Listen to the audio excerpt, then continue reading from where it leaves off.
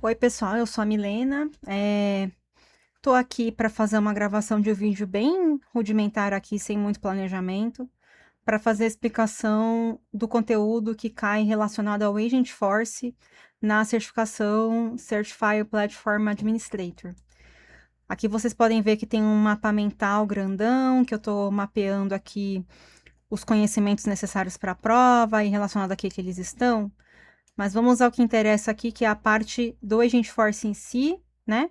E aqui eu vou explicar em linhas gerais, vou fazer de fato uma visão geral aqui relacionada ao Agentforce, pensando de fato em como ele poderia eventualmente aparecer ali na certificação de Administrator. Bom, vamos começar aqui. O primeiro ponto que eu quero destacar é a questão do quando usar IA. Não vai aparecer, muito provavelmente, né? Eu imagino que não vai aparecer uma pergunta do tipo: em que situação você acha que deva ser utilizado o Agentforce? Mas o que pode aparecer é uma necessidade de um requisito, né? Ali, como costuma aparecer nas provas de certificação, uma necessidade que foi levada ali para um administrador e, eventualmente, essa necessidade poder se desdobrar em uma solução usando uma feature qualquer do Agentforce, ou usando automação, ou ainda usando uma solução combinada, né? Uma solução de automação e o Agentforce associado. Aí vamos resgatar aqui um ponto que a gente não costuma falar com muita frequência. Quando é legal utilizar IA? E o legal é que eu não estou falando no sentido do hype, de estar por dentro das últimas tecnologias. Não é nada disso. É, de fato, qual que é a recomendação de caso de uso para uso de inteligência artificial. Então, quando de fato faz sentido? Vamos pensar que os agentes, eles são. Eu vou falar agentes aqui, mas meio que juntando tanto a questão de prompts quanto de agentes, tá? Porque dentro do ecossistema Agentforce são essas duas soluções ali que aparecem e um prompt ele pode resolver um problema sozinho, sem precisar de um agente associado, né? Então vamos pensar aqui numa feature do Agentforce para poder resolver uma dor. O que é interessante da gente usar as capacidades do Agentforce e aí essa, acho que, dinâmica essa explanação, ela vale para qualquer tipo de stack, independente de qual player que a gente está falando, tá? AWS, Salesforce, Google, enfim. É quando eu preciso fazer mais rápido e eu tenho um processo estruturado, eu tenho passos muito bem estruturados para isso. Quando nós vamos desenvolver uma feature de inteligência artificial, nós temos que pensar nos dados que vão ser utilizados, de que maneira o uso dessa solução, seja ela qual for, pode ajudar a acelerar ali o processo operacional ou mitigar erro, qualquer coisa. Para que seja avaliado se de fato faz sentido usar uma feature de Agentforce ou se vale a pena usar automação. Esse é um tipo de pergunta que pode cair, né? Se você resolve o problema usando o Agentforce ou uma automação padrão, automação assim, desenvolvida ali dentro do ecossistema do Salesforce Platform. O fato é, quanto mais eu tenho que escalar em relação à quantidade de registros ou de fontes de dados diferentes, mais faz sentido eu usar uma solução ali de feature relacionada ao Agentforce, né? Do ecossistema Agentforce. Acho que, se eu não me engano, também estão chamando agora de Agentforce 360. Então, se eu tenho que escalar, ou se eu tenho passos extremamente bem definidos para as minhas tarefas, eu não preciso ficar passando por aprovação humana, por exemplo. Você tem alguma. Vamos supor que ali o seu sales process, dentro da sua organização, ele seja extremamente rígido e rigoroso, com algumas etapas que são, entre aspas, automatizáveis, mas que eventualmente tenham que ali checar alguns dados da sua base, que eventualmente esses dados, a checagem dos dados pode não necessariamente ser somente de dados estruturados, né? Eu posso ter ali uma combinação de dados estruturados com não estruturados. Nesse ponto, vale a pena avaliar a possibilidade de usar uma feature do Agentforce.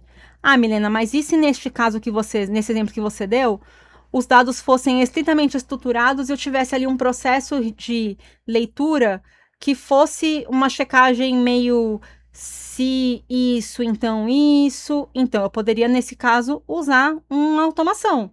Exemplo, o meu Sales Process, ele usa obrigatoriamente 5 objetos na minha organização para poder ali caminhar 4, 5 etapas, onde ele vai checando alguns dados estruturados dos meus objetos e vai tomando a decisão conforme a informação que aparecem nesses campos.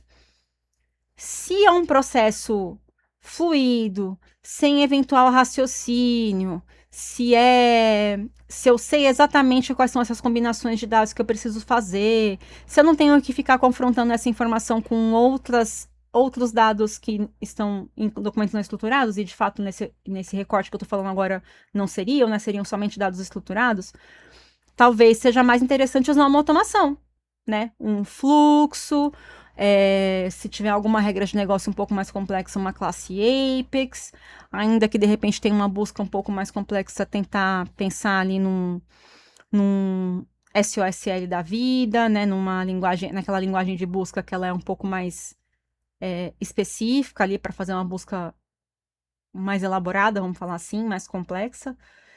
Mas não necessariamente eu tenho que fazer aquilo por agente. Agora, se eu preciso checar muitos documentos diferentes, não em volumes de milhares de documentos, mas se eu tenho que checar em 10, 15 documentos diferentes, mais objeto standard, mais objeto custom, mais processo de negócio que eventualmente são os processos muito bem delimitados, muito bem definidos, eventualmente eu posso pensar, de fato, em uma solução usando uma feature qualquer do Agentforce. E aí vai depender da dor que eu quero resolver para saber que tipo de feature que eu usaria. Então, esse quando usar IA é muito voltado para isso. Em que momento que eu olho para o problema que eu quero resolver, para o requisito que chegou ali para mim como administrador, ou como desenvolvedor, como arquiteto, enfim, e indico como uma solução adequada uma automação de tipo qualquer, low code, high code, ou uma feature do ecossistema Agentforce 360. Então, quando usaria é nesse ponto. Beleza. Encerramos esse ponto. Agora, indo aqui para o próximo ponto, nós temos os tipos de agentes. Por que é importante conhecer tipo de agentes no nível administrador? Porque podem aparecer algumas perguntas um pouco básicas, no sentido de você não precisa saber exatamente como desenhar uma solução completa para responder a pergunta ali da certificação, mas você precisa saber minimamente as diferenças dos tipos de agente. E isso é muito importante. Eu acabei não colocando aqui para que cada um deles serve, então eu vou até pausar a gravação, porque isso é importante. Não ficar também só no speech, porque fica muito fácil de esquecer. Então eu vou fazer um recorte, eu vou parar esse vídeo e vou voltar novamente a gravar quando eu tiver escrito ali, em linhas gerais, para que cada tipo de agente desses que estão na tela servem. Beleza, voltamos. Aqui tem um pouquinho mais de informação do que tinha ali no corte anterior. Eu preciso saber o que esses tipos de agente são passíveis de resolver, pensando nos standard, que aqui o grupo standard é esse daqui, porque pode aparecer para mim na prova do administrador, ele dá algum requisito e perguntar qual desses que você utilizaria para resolver para atender aquele requisito, né? Beleza. Então, começando com SDR, que é o Sales Development Representative, o significado da sigla, é um agente que eu apelidei ele para conseguir lembrar facilmente do que ele faz. Eu coloquei que ele é um assistente do vendedor. Por quê? Porque ele é responsável por ficar engajando os leads e respondendo eventuais perguntas sobre produtos 24/7.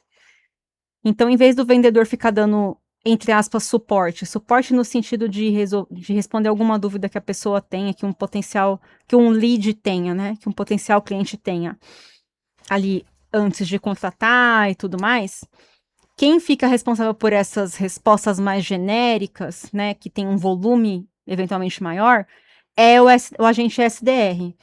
Porque Eventualmente, eu posso ter muitos leads que estão recebendo ali entrada por algum motivo específico, e esses leads não estão dando conta de serem qualificados, ou não estão. Eles estão esfriando, vamos falar assim, né? Falar ali na linguagem do Sales Cloud, eles estão esfriando porque os vendedores não estão dando conta de dar ali o atendimento necessário para o lead poder virar um potencial cliente, ou ele converter um lead novo de uma account já existente, enfim. Então, o SDR, ele é como se fosse um assistente do sales rep, né? Do representante de vendas. Ele vai fazer essa tarefa que é um pouco mais, eventualmente, braçal. De ficar respondendo dúvida, procurando em artigo de conhecimento, né? E ele é standard do ecossistema Sales Cloud. Especificamente, este agente, ele tem um usuário obrigatoriamente associado. Então, ele precisa ter um usuário para ele funcionar. Ele tem que ter um permission set específico no sentido de pessoas que vão ter acesso a esse ajudante, né? A esse assistente. Então, eu tenho um usuário que é para o assistente, né? Que eu tô chamando aqui o SDR de assistente. Então, para esse agente SDR, que é o assistente do vendedor, eu tenho que ter um usuário para ele dentro da minha org. Eu preciso ter um permission set para as pessoas que vão poder interagir com esse assistente.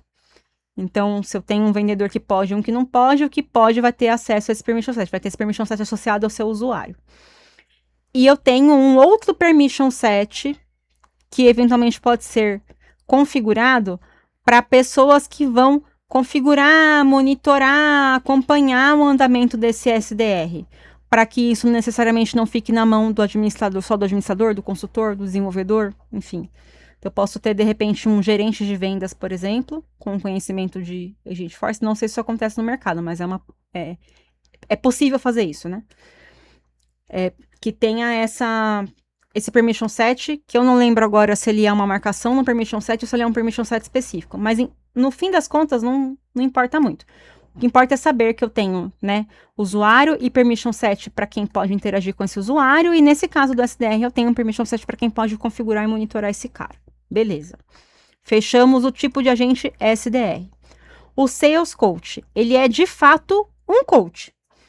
Ele pode, né, analisar os contatos telefônicos, as trocas de e-mail que você teve ali com os seus leads, com os seus contatos para converter um novo lead e dar um feedback de coisas que você poderia ter mencionado, coisas que você esqueceu, de como você está abordando o cliente, né?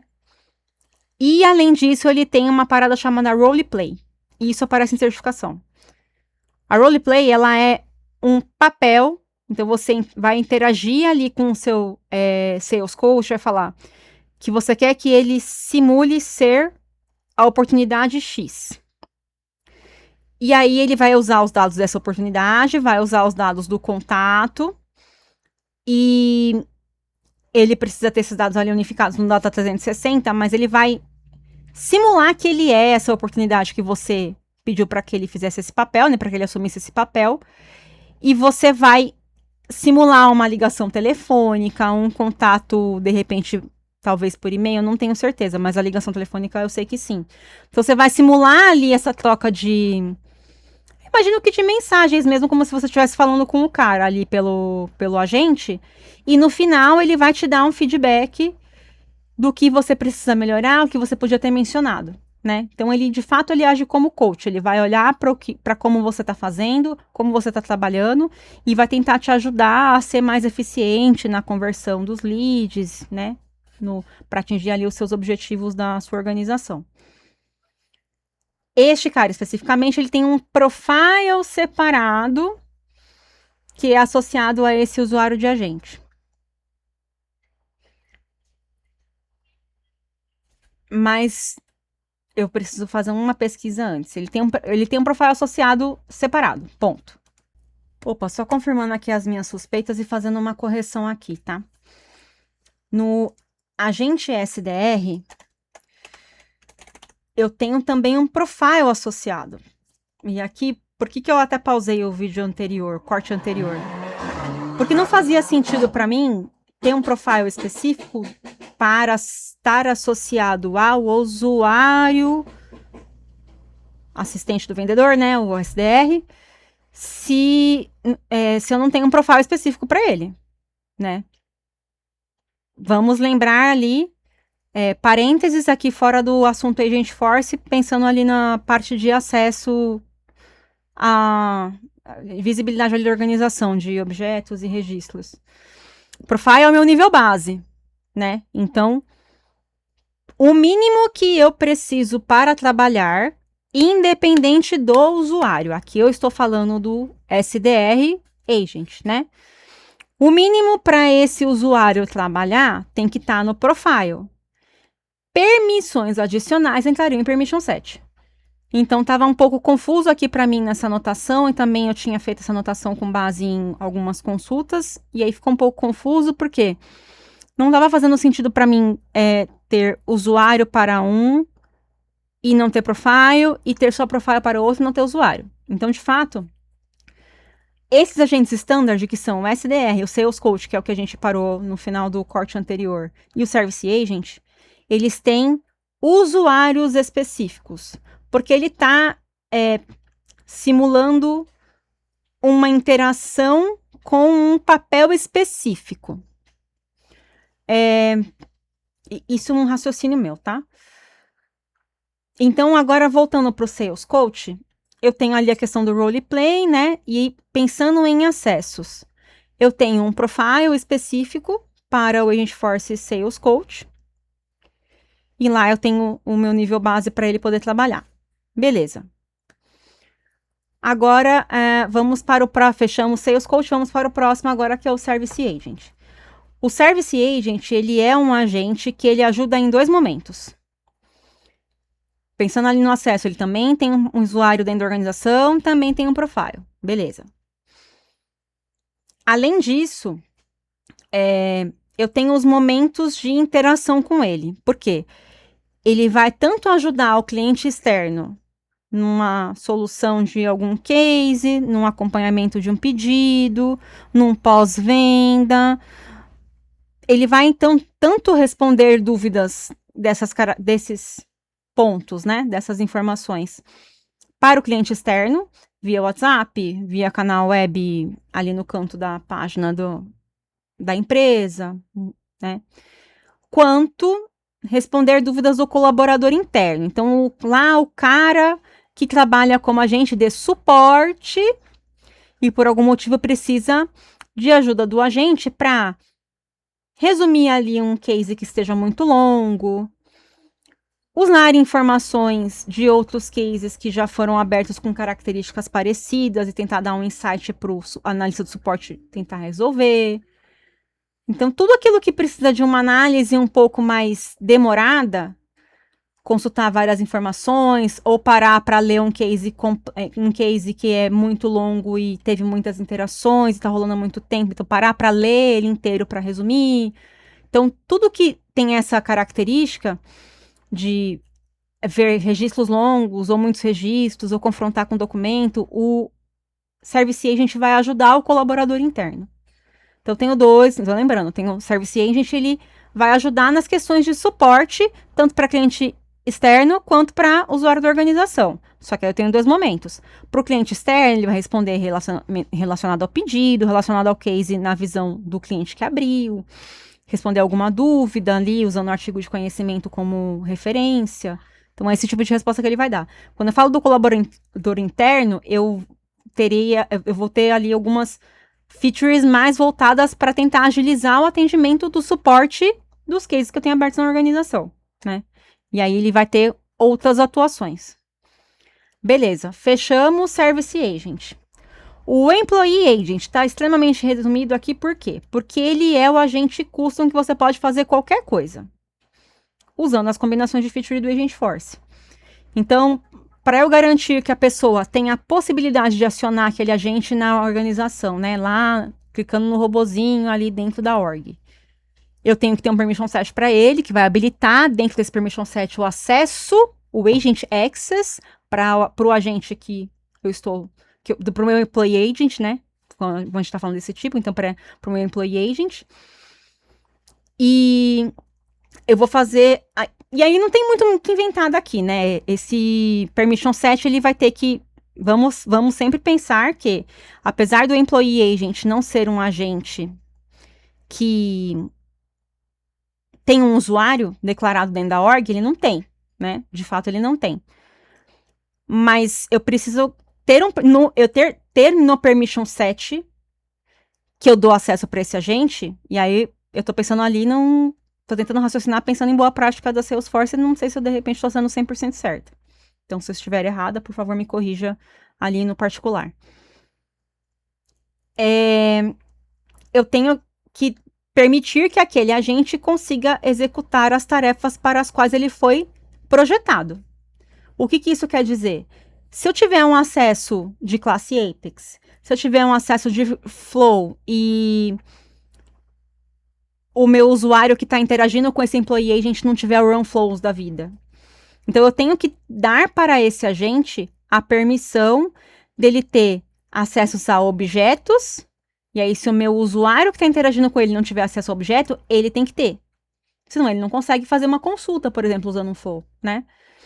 E especificamente classes Apex é obrigatório. Se você não colocar a classe Apex declarada ali no permission set desse employee agent, que vai ser associado aos usuários que vão poder interagir com ele, o usuário vai ter uma resposta não determinística. Ele não vai conseguir acionar a action relacionada à classe Apex, e aí não vai ser legal. Então, tem que ter ali a liberação de classe Apex.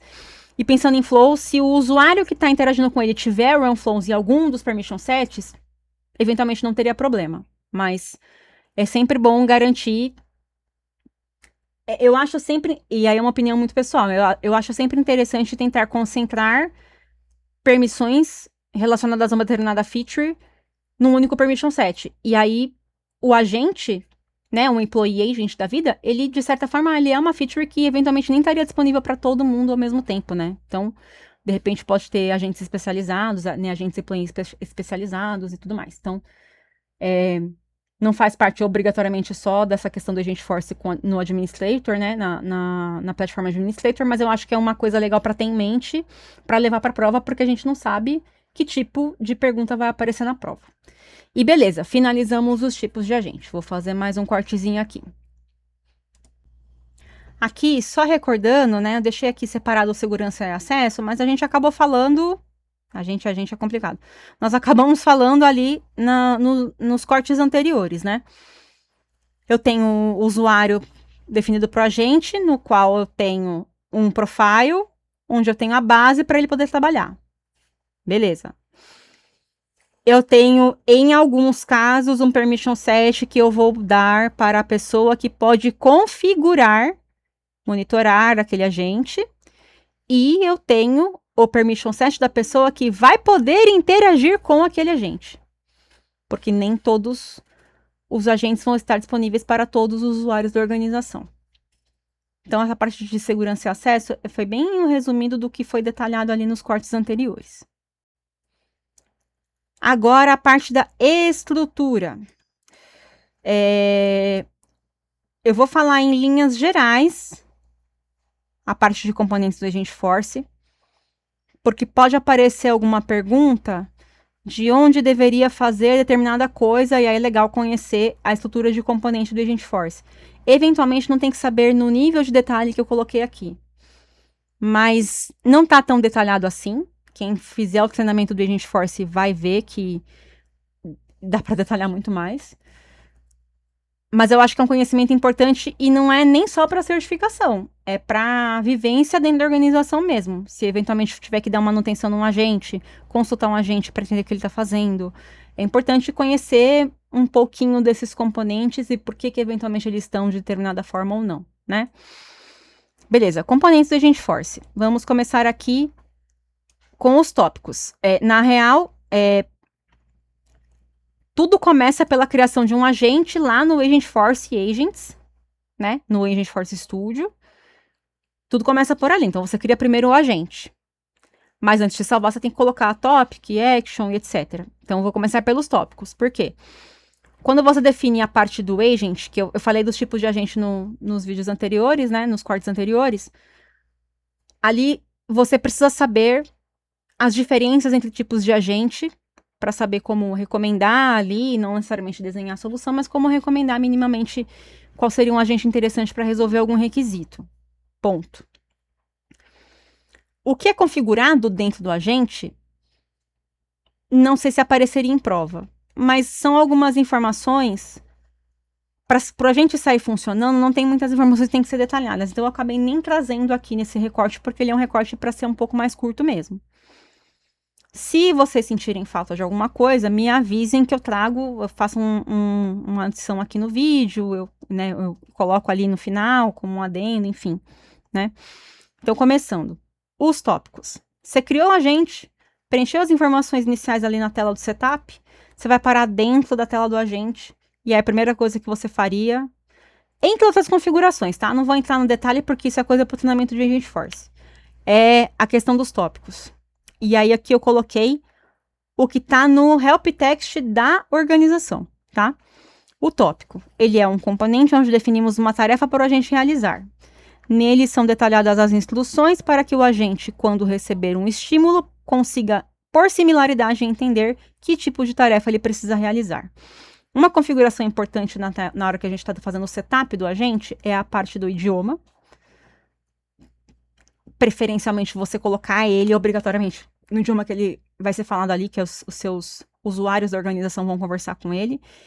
Não me perguntem caso de multilanguage da vida, organização multilanguage, porque isso eu não sei responder. Eu acho, se eu não me engano, tá? Eu não tenho certeza, mas se eu não me engano, isso não aparece em prova de administrator, então esse corte aqui, esse pedaço aqui pode ignorar para certificação, para essa certificação. Mas se eu não me engano, dá para colocar mais de uma língua no agente, e aí essa seria a solução para essa questão de multilanguage, né, de orgs que tem pessoas falando múltiplos idiomas. No nosso caso, majoritariamente, vamos escolher ali o português e vida que segue, né? E aí, eu vou detalhar dentro do tópico, eu vou colocar algumas informações de entrada para contextualizar o que ele precisa fazer e vou colocar as instruções. Nas informações de entrada, eu tenho Classification Description, que é uma descrição para saber quando que ele vai usar o tópico na conversa. Então, eu vou explicar em linhas gerais o que aquele tópico é capaz de fazer dentro da minha org. Não dá para colocar muita informação. Não testei o limite, tá? Mas eu estou chutando ali 255 caracteres, mas, enfim. Se você também explica, se você é prolixo demais na hora de explicar as coisas quando a gente está trabalhando com IA, principalmente com essa questão com a questão de RAG, e isso aqui também não cai nessa certificação, explicar demais pode virar um problema. Você pode acabar levando o agente a entender errado, enfim. Então, as explicações, as descrições, de uma maneira geral, elas precisam ser detalhadas, mas não demais. E não pode, tipo, falar a mesma coisa várias vezes, né? Ser muito prolixo, assim. Eu imagino que, eventualmente, ele pode apresentar um comportamento não determinístico à medida que ele vai crescendo, né? Beleza. O scope é o que ele é capaz de fazer.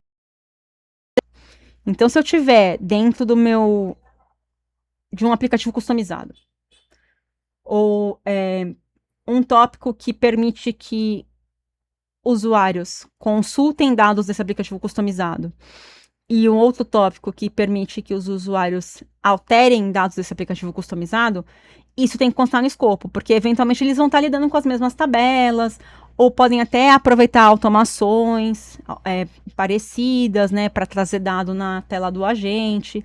Então, se o escopo não ficar claro, ele pode ter um problema na hora de direcionar, porque ele pensa que ele vai receber uma mensagem do usuário, em certificação isso aparece como utterance. Então, ele vai receber uma mensagem do usuário que a mensagem que vai dar uma intenção, é o user's utterance, aparece em prova de certificação, tá? Falando qual que é a intenção do usuário, né, X. E aí, ele usa essa questão da intenção do usuário para bater ali na minha lista de tópicos presente dentro do meu agente, identificar por similaridade qual que é o tópico que se encaixa mais, e aí ele vai ver a questão do escopo para saber se ele pode fazer aquilo que ele acha que ele tem para fazer e tudo mais. Então, tem uma série de validações que acontecem internamente na hora de você, de fato, startar uma conversa com o agente no Agentforce. Beleza, fechamos a parte do escopo, que são as configurações iniciais. Ali fica na lateral esquerda da tela, essa parte dos tópicos. Classification Description, Scope, aí começam as instructions. E aí eu posso colocar várias. As instruções, elas vão ajudar o agente a tomar decisões e usar ações em um tópico para diferentes casos de uso. É uma maneira bonita de dizer, eu vou falar o que aquele cara vai identificar na intenção do usuário, se eu quero consultar tabela A ou tabela B, e se depois eu quero operar na tabela A, né, fazer um crédito na tabela A, fazer um crédito na tabela B, né, o create, read, edit e delete, embora o Agentforce não faça a deleção de registro, mas também isso não cai no administrator. Então, é na instrução que eu vou pegar e vou falar para ele interpretar a minha intenção do usuário para saber se eu vou direcionar para ação X ou para ação Y. E acabou. Isso é um tópico. Dentro do tópico, eu tenho as actions. Eu poderia até ter colocado de uma outra maneira diferente aqui. Eu vou colocar esse cara aqui como filho. Porque eu não consigo colocar uma action direto no agente. Eu tenho que colocar lá dentro de um tópico, né? Então, eu tenho a base, os instructions e as actions. O que é uma action? Uma action é uma... Eu estou tentando pensar numa maneira... Eu vou fazer o corte do vídeo porque já está estendendo e já está ficando longo. O que é uma action? É uma caixinha que eu indico. Eu indico nessa... Assim, não é uma caixinha. Eu tô tentando pensar numa boa analogia, mas não tá me vindo uma boa analogia na cabeça. Mas é como se fosse assim. Meu tópico identificou que eu tenho que fazer uma consulta na tabela A, só que o tópico não sabe consultar dado. Então, eu preciso usar alguma coisa. Eu tenho que ter essa informação de alguma forma.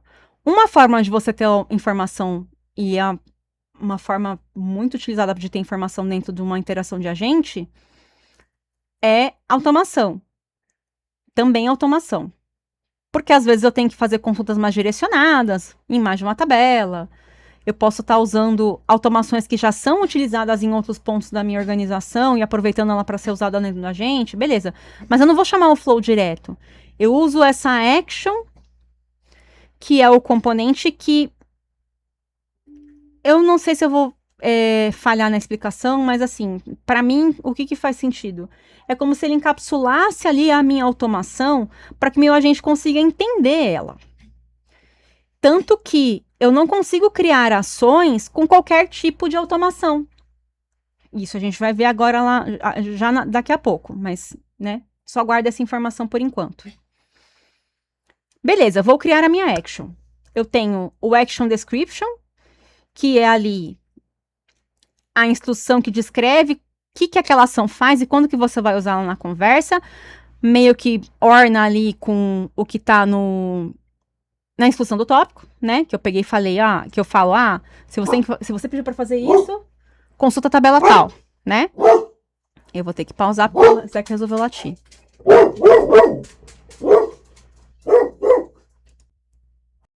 Voltando aqui, né?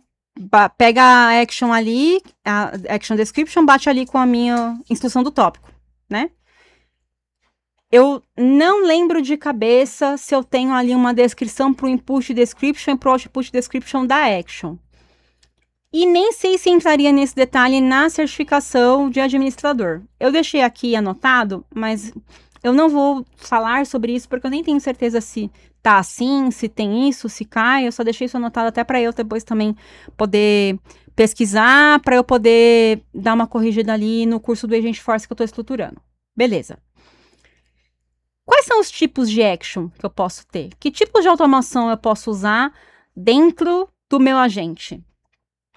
Aqui tem um disclaimer ali que precisa ter uma permissão necessária do run flows. Eu comentei isso naquela parte que eu falo sobre os permission sets, né, de cada tipo de agente.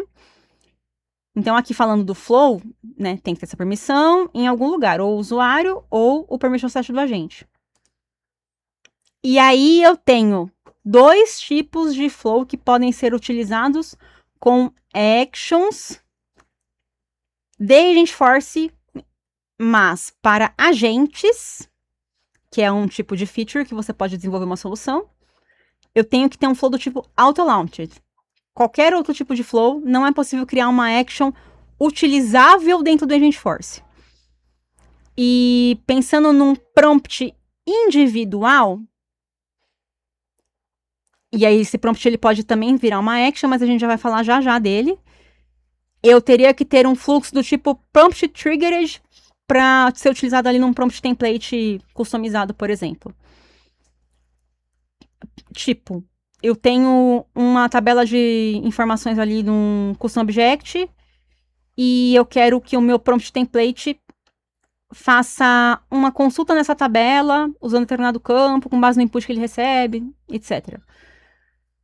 Esse prompt template triggered seria um fluxo usado dentro deste prompt. Ponto. Se for auto-launched, não serve para prompt. Assim como o prompt triggered, se for, não serve para agente, né? Então, por isso que eu falo que as automações têm que ter tipos específicos para poder ter uma action associada que seja utilizável dentro do Agentforce. E aqui a gente está falando majoritariamente de agentes, né? Beleza. Fechamos o flow. Classe Apex. Permission set dentro do permission set do agente para execução daquela classe, senão não vai rolar a resposta como a gente espera. E aí eu tenho 3 tipos. Eu tenho que ter uma classe com anotação invocable method, ou uma classe com anotação auto-enabled, ou uma classe com anotação REST. Qualquer coisa diferente disso, você não consegue criar a action apontando para a classe Apex que você deseja. Ponto. Não vou entrar em detalhes também maiores em relação a isso. O prompt. Eu não lembro se tem. Eu acho que não tem restrição em relação à criação de actions para serem utilizadas. O que tem é que alguns prompts especificamente, eles são voltados para serem associados na FlexiPage. Exemplo, Field Generation. E aqui é um big parênteses, isso não cai no administrator, mas é bom saber como administrador. Mas até onde eu sei, não cai nesse nível no administrator. Você pode criar prompts diversos e criar uma action associada para colocar dentro do agente. Não sei se tem restrição, mas também não sei se cairia nesse nível. O único cara que eu acho que não rolaria criar uma ação associada, e isso é vozes da minha cabeça, mas com base na certificação que eu tirei, no tudo que eu estudei, que eu fucei nos últimos 8 meses, né? É justamente entender ali, constatar ali que um prompt do tipo Field Generation não é possível de ser utilizado como action. E isso é voz da minha cabeça, mas porque ele não faz muito sentido ele poder ter uma ação associada. Por quê? Um Field Generation, ele vai gerar uma descrição de um campo específico, de um objeto específico. Ponto. Dito isso, o que vai acontecer? Você vai na FlexiPage, quando você tem um prompt de Field Generation, você vai na FlexiPage desse objeto, né, que tá esse campo, e aí você fala que vai ser possível de preenchê-lo com o prompt tal, e aí ele fica parecendo uma estrelinha na FlexiPage. Então, não faz muito sentido ter uma action para esse cara, certo? Então, por isso que eu falei, é voz da minha cabeça, mas nem tanto. Beleza. Já falamos aqui sobre o último item. O último tipo de action que nós vamos falar aqui é o tipo associado à API. E a API tem que obrigatoriamente ser do tipo External Services, ou do tipo Heroku, ou do tipo Mulisoft. Ponto. Eu não sei nem se cairia na prova do administrador saber que tipo de automação pode ter action de Agentforce criada e tudo mais, mas é interessante para o administrador saber, por isso que isso aqui está nesse mapa mental. Vamos falar agora aqui sobre dados, sobre data. Eu tenho algumas maneiras de fazer o meu agente ou o meu prompt, né, uma feature qualquer de Agentforce ter acesso a dados. Eu tenho as automações, eu posso ter um flow de consulta, né, simplão ali, eu posso ter uma classe Apex se eu tiver alguma lógica mais elaborada de negócio, beleza. E eu tenho o Agentforce Data Library. O que que é este cara? Ele funciona como eu vou falar expositor, é como se fosse uma prateleira onde são disponibilizadas as informações que features quaisquer de Agentforce da org podem utilizar como dados, né? Podem ler, acessar os dados, enfim. Por que é prateleira? Porque não basta eu ter, por exemplo, um artigo de conhecimento dentro da organização. Se não tiver um retriever criado, se não tiver um Agentforce Data Library, né, um new Data Library do Agentforce criado, do tipo Knowledge Article, com as configurações ali necessárias para enxergar o meu artigo na minha base de conhecimento, o meu agente não enxerga, né? Nem o meu agente, nem o meu prompt. Existe mais uma maneira de fazer isso? Sim, mas eu não vou entrar neste nível de detalhe, porque isso é mais escopo da Agentforce Specialist mesmo, né? Então, isso é escopo do treinamento em si. E aí eu tenho alguns tipos desse Agentforce Data Library, né? Eu tenho a possibilidade de subir arquivos, HTML, PDF. Eu não tô lembrando outros tipos. Não sei se dá para subir CSV, não tenho certeza. Eu tenho o Knowledge Article, que é os artigos de conhecimento. Você tem que estar com os artigos do service ali, os artigos de conhecimento habilitados na sua org. Alguém tem que ter permissão para poder administrar os artigos, criar artigo. As pessoas têm que ter a permissão de ver os artigos, né? O seu agente também, para que funcione da maneira adequada. Ou um Custom Retriever. O que é um Custom Retriever? É você pegar um dado que foi parametrizado, que foi configurado ali no Data Cloud para ser uma base de conhecimento de Agentforce. E eu vou parar por aqui, porque o Custom Retriever por si só, ele dá quase um treinamento separado. Então, são essas maneiras ali mais comuns, acho que, de aparecer em prova. Essas são as maneiras de você expor o dado ali para o agente quando nós não falamos de automação envolvida, né? Não tem Flow, não tem Apex, não tem nada, né? Não tem API, não tem nada. Então, são outras maneiras de você expor, você possibilitar que o agente tenha acesso a determinados dados ali específicos. E aqui, para terminar o escopo do Agentforce, dentro da sessão prevista para Platform Administrator, eu tenho formas de teste de debug. Por que eu coloquei teste/debug? Porque eu posso mostrar, por exemplo, numa pergunta, o seguinte: você está desenvolvendo um agente e você quer fazer um teste de vários registros. O que você usa? E uma opção que poderia aparecer é: você executa os vários testes ali na interação com o agente, aberto ali enquanto você está desenvolvendo, e verifica os resultados um a um. Ou você faz um teste batch. Então, eu coloquei o debug e o teste. Recomendações. Eu tenho, primeiro ponto é, quando eu estou na fase de desenvolvimento, eu estou fazendo a configuração do agente, plugando ali os componentes necessários e testando, plugando e testando, refinando instrução e testando. É mais interessante eu saber exatamente o caminho que o agente está fazendo, que raciocínio que ele está fazendo, por que ele escolheu a ação A e não a ação B. Então, pensando em desenvolvimento de agentes do Agentforce, eu tenho o Conversation Preview, que aparece no meio da tela do Agent Builder. E pensando em Prompt Template, e aqui eu esqueci só de colocar a palavrinha prompt.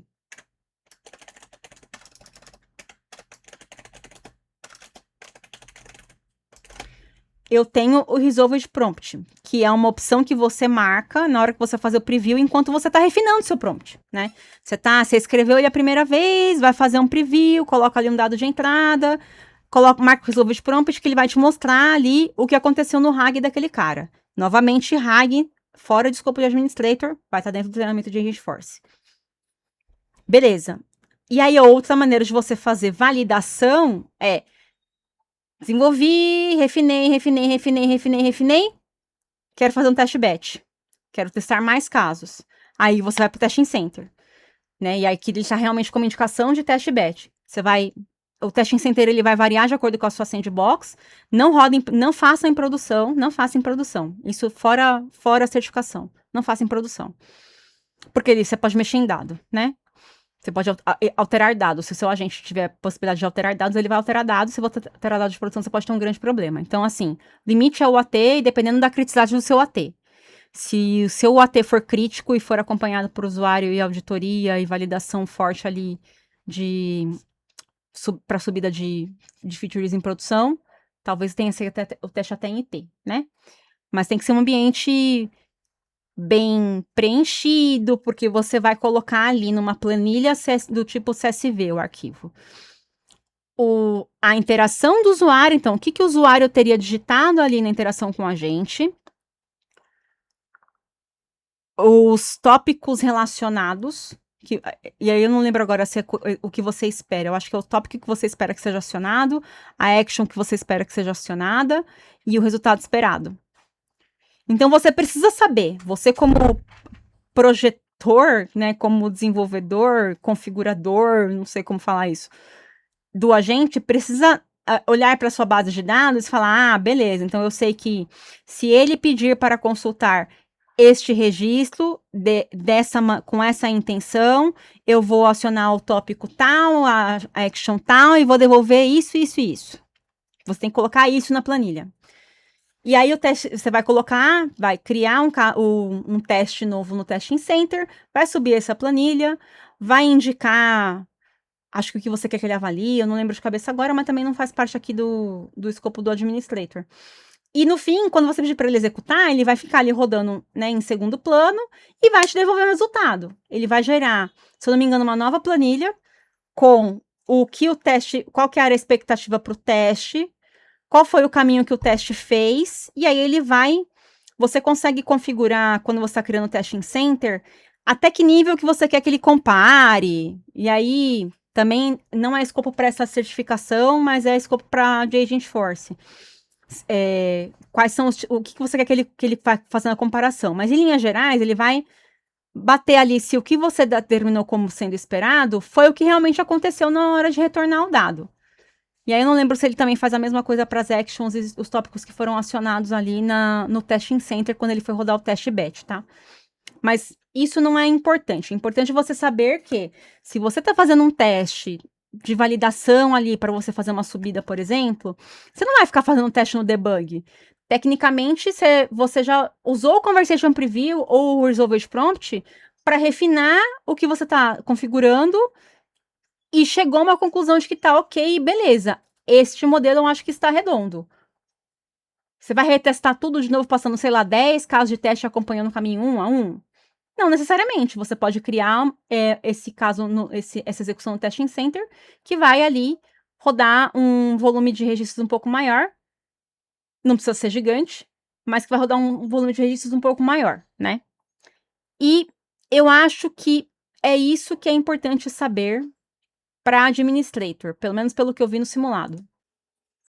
Um ponto importante que ficou faltando explicar, e é uma visão arquitetural, entre aspas, isso aqui está no treinamento de Agent Force, mas eu acho que é importante trazer essa visão, ainda que no nível administrador, porque o admin ele tem que ter uma noção da questão ali de papéis e responsabilidades dentro do ecossistema, né?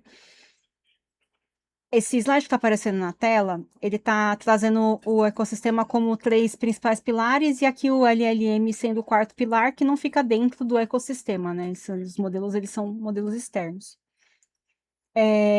Vale lembrar que o Data Cloud passou a ser chamado de Data 360 a partir do último Dreamforce de 2025. E ele é a principal camada de dados de memória, aqui como o primeiro pilar, né? Então, ele é a principal fonte de contexto para ser utilizado pelo Atlas para recuperar ali os dados e depois fazer o RAG para poder enviar a solicitação para a LLM. Novamente, algumas coisas mencionadas aqui não são tratadas no nível certificação de administrador. O RAG, toda a dinâmica necessária para que ele aconteça vai ser tratado no treinamento de Agentforce, que traz ali coisas que estão relacionadas a tanto ao uso quanto à certificação do Agentforce Specialist. No Data 360, né, Data Cloud, Data 360, eu tenho os meus dados. Então, eu estou fazendo uma associação aqui dele com ele como se ele fosse uma memória, né? Ele está posicionado ali fora do Atlas, porque o Data Cloud, né, o Data 360, ele é uma ferramenta independente da Salesforce, né? Ele é um produto do ecossistema Salesforce, mas sem Data 360 não tem Agentforce. Então, ele faz aqui o papel da memória, porque é ele que vai ter acesso ali aos dados, no contexto de acesso, de recuperação, né, de peças para serem recuperáveis, para fornecer o contexto ali para a solicitação do agente. O Atlas Reason Engine, ele talvez não apareça no nível administrador, mas ele é o raciocínio, ele é o cérebro, né? Ele é equivalente ao cérebro do agente, de fato. Então, não tem como eu não falar dele. É ele que entende qual que é a intenção, com base na interação do usuário, planeja os passos, vai decidir o que vai ser feito, se vai acionar a automação, vai orquestrar a ordem de execução e tudo mais. Beleza. E aí, o terceiro e último pilar aqui desse slide é o Einstein Trust Layer. Ele trabalha em conjunto com o Atlas, eles trabalham juntos. Ele vai fazer a proteção de dados, vai aplicar os guardrails padrão do Einstein Trust Layer, e ele vai fazer uma ponte entre o ecossistema com os modelos LLMs. Então, aqui eu faço uma analogia a duas coisas, né? Vamos recordar aqui, o Data 360 é a memória, é a memória do agente. O Atlas Reason Engine, ele é como se fosse o cérebro, mas pensando em raciocínio lógico, principalmente. Orquestração, raciocínio lógico e tudo mais. Mas quem garante que essa orquestração vai ser respeitada é o Einstein Trust Layer. Ele funciona tanto como sistema imunológico, no sentido de proteger aquela solicitação que está, os dados que estão naquela solicitação enviada para o modelo, quanto como sistema nervoso fazendo a ponte dessa solicitação com o modelo.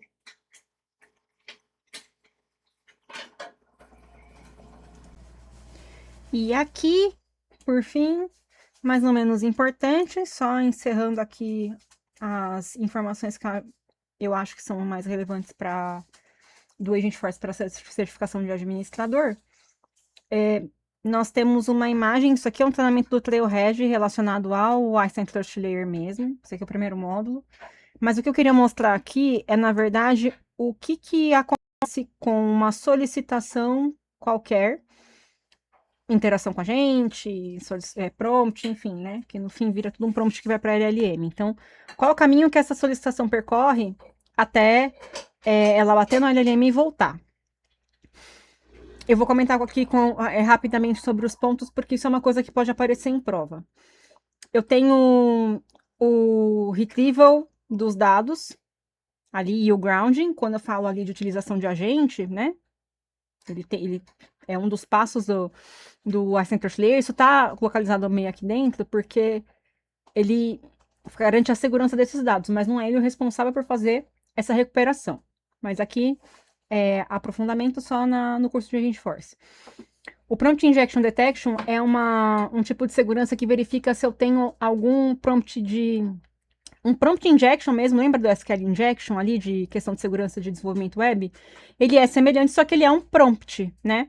Para proteger ali, para que o prompt não execute nenhuma tarefa fora do previsto, né? O Toxic Detection verifica ali linguagem tóxica, localiza ali linguagem tóxica. O Data Masking, ele é uma feature do Einstein Trust Layer que, de acordo com a se você marcar o dado como um dado sensível, como um dado que precisa ser acompanhado por compliance, lá o PII, ele vai mascarar esse dado antes de mandar essa solicitação para um modelo. Esse Zero Data Retention quer dizer que, apesar, eu vou mandar essa solicitação para o modelo, os modelos, eles têm ali uma dinâmica de aprender conforme a gente manda os dados para eles, né, conforme a gente manda as solicitações, e a Salesforce, ela tem uma política de não manter esses dados alimentando e ensinando os modelos, né? Os modelos, os FMs, né? Os chamados modelos Foundation Models, né? Os modelos de fundação. Na resposta, ele verifica se tem alguma linguagem tóxica, faz o desmascaramento dos dados conforme ele mascarou na hora de enviar a solicitação para a LLM, e aí ele passa aqui por uma verificação ali de feedback.